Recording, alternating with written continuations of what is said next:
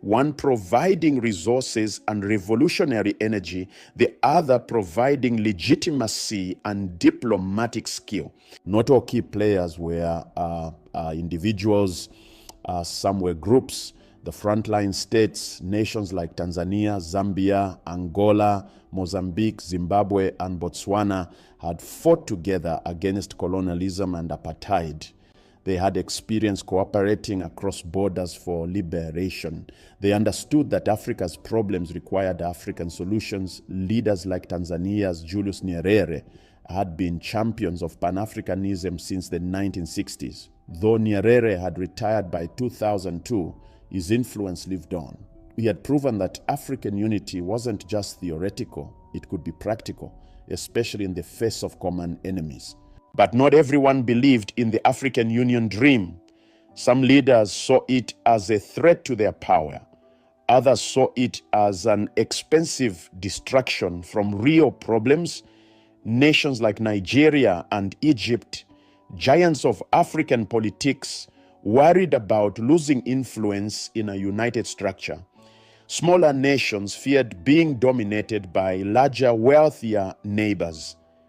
Outside Africa, Western powers watched nervously. A truly united Africa could challenge the post-colonial economic order. It could control its own resources, set its own terms, resist external manipulation.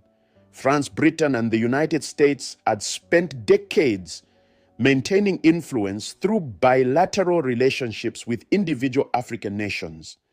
A strong African Union could change everything. The formation of the AU wasn't just an internal African affair. It was geopolitics, a power struggle over who would control Africa's future.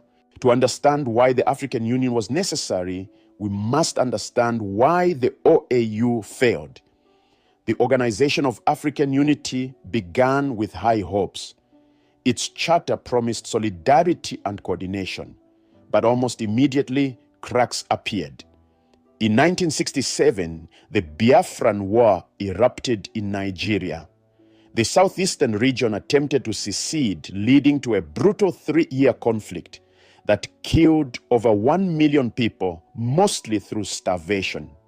The OAU did nothing. Its principle of non-interference meant it couldn't take sides, couldn't intervene, couldn't save lives. In Uganda, Idi Amin launched one of Africa's most brutal dictatorships in the 1970s. He killed an estimated 300,000 people. The OAU remained silent. Why?